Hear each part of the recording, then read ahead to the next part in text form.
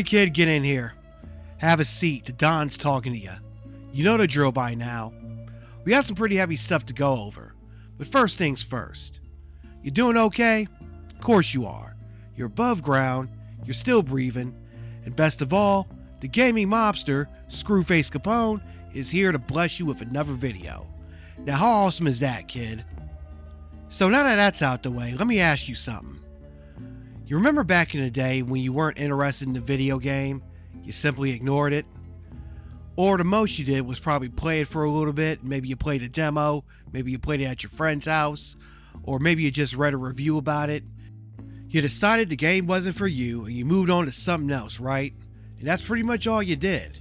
You didn't review bomb anything, you didn't harass the developers, you didn't harass anyone streaming the game, you didn't make hating the game your entire personality, you didn't complain about the game's developers quote unquote pushing an agenda, and you weren't making 5,000 posts about how much you hated the game on social media.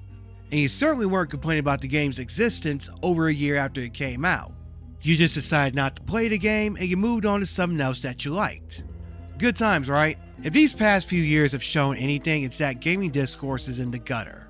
It's been there for a minute. The recent release of Highguard has really nailed that point home. Within hours of the game coming out, it got review bombed by people who played it less than an hour. I'm talking about people who dived into the game and played the tutorial just so they can leave a negative review. And all it is just because the game was announced as the one more thing at the end of the Game Awards. I mean, here's how ridiculous things got.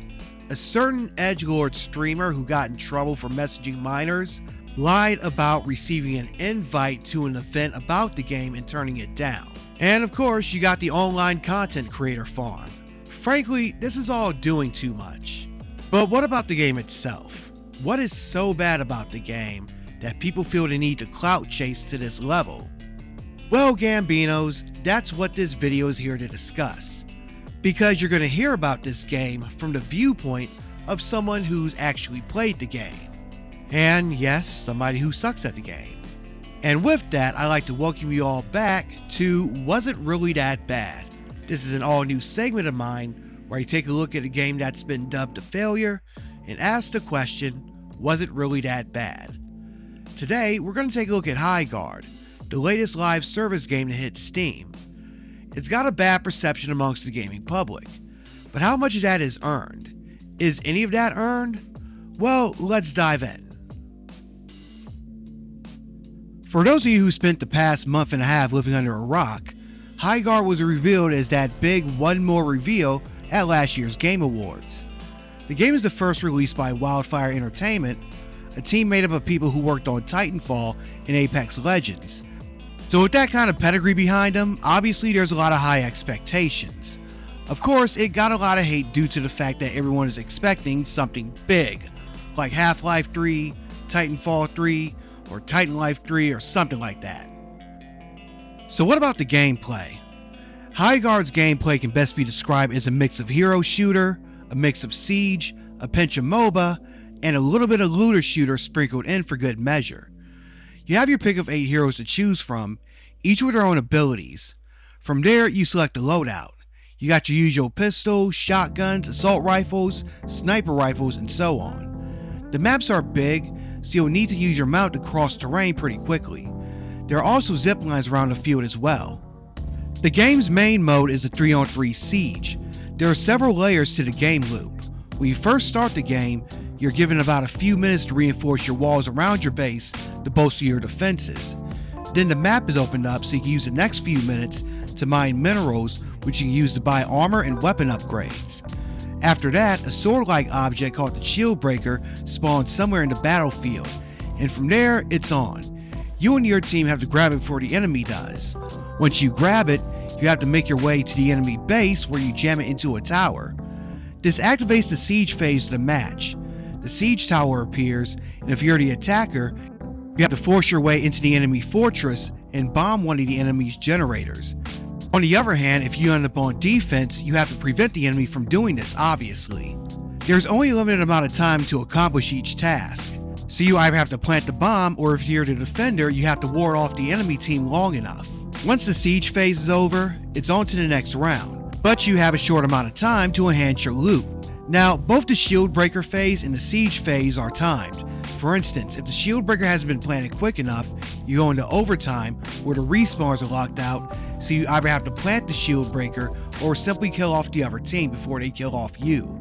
The siege mode is also timed, so if the attacking team loses all their respawns or the bomb doesn't go off quickly enough, the mode ends and their base takes damage instead. While matches do last a long time, usually anywhere from 20 minutes to 30 minutes, these mechanics help move things along quickly. Now, this is a pretty unique gameplay loop, so you're going to have to play a few matches in order to get your bearings, but I like what it's trying to do here. The game isn't perfect, and there are some issues I have with the game so far. Thankfully, there's nothing here that some work from the developers can't fix. First of all, 3-on-3 just isn't enough for a mode like this, especially with the maps being as big as they are. Matches should be at least 5-on-5 given the nature of the gameplay. Also, I would have liked to see the base reinforcement mechanics more developed. Right now at the start of the match, I have 5 resources I can use to reinforce walls with an option to buy more. Maybe the team can add more options for devices such as turrets, barriers, and watchtowers, almost like something you'd see in a strategy or a tower defense game. On the siege side, maybe have some options for tools and upgrades like catapults, cannons, and rams. Ideally, something like this should be more of a 5 to 10 player siege rather than a 3-on-3 skirmish. You can have some players maintaining damaged turrets and walls, and that would really drive home the teamwork aspect of the game. To its credit, the maps, of which there are 5 right now, are huge and varied, and there is a lot of places where you can find loot. The game could use some more game modes. Of course, I'm speaking as a guy who likes old school deathmatch. Hopefully as the game progresses, the developers will add in more heroes, more maps, more features, and more content. So I guess we're at the $1 million question. Is Highguard really that bad? The answer? No. Is it perfect? Far from it. But does it deserve all the hate that it's gotten? Not at all. Yes, this game could have benefited from some beta testing, and having it as the last reveal at the Game Awards put a lot of unnecessary pressure on it. Still, I gotta give props to Wildlight Entertainment for its approach, letting the game speak for itself. And there are some pretty good ideas here, and the developer deserves a chance to build upon these ideas. Again, maybe have matches with larger player counts on both teams, and add some more mechanics to the siege mode. Who knows? This could be a contender in the live service hero shooter genre with the right tweaks. Even if it isn't, the game's free and no one's forcing you to play it. The only thing you'll have to waste is time. If you're mildly interested in it, check it out and play it a few times and form your own opinion. If it's not for you, it's not for you. You can go back to playing Overwatch or whatever. So if you're expecting a video where I bash the game, I'm sorry to disappoint you. But there are a million other so-called content creators who will gladly tell you what you want to hear. If you're on my channel, the Don's going to tell you how it is. I'm going to give you a breakdown of the game, along with what I feel is the game's strengths and weaknesses. Again, is Highguard Game of the Year? No, but it's not the dumpster fire everyone's expecting to be either. Too many of you guys are doing way too much here. If you made it this far, I want you to go to the comments section and do me a favor. If you're into live service games, whether it's MMO, shooters, or otherwise, let me know what game you're playing at the moment. For me, it's Fragpunk. I like the characters, I like the vibe, and it has a much faster pace than Highguard. If you're in a straight shoot 'em up action, I would highly recommend it. Plus, it's done by the same developers behind Marvel Rivals. If you're not into live service games, that's cool too, just drop the name of a game that you're playing at the moment. For those of you new to the channel, normally I don't spotlight games that are this mainstream. I just felt compelled to speak on it because of the so-called controversy. My main thing is retro games and indie titles. I like to do everything from reviews, previews, unboxings, and documentaries. I also do live streams every Sunday afternoon and every Monday evening. If that sounds like something you'd be interested in and you want to join the Mafia, hit that subscribe button and I'll make you a made man. If you want to do me one better, hit that bell icon and make sure your notifications are turned on.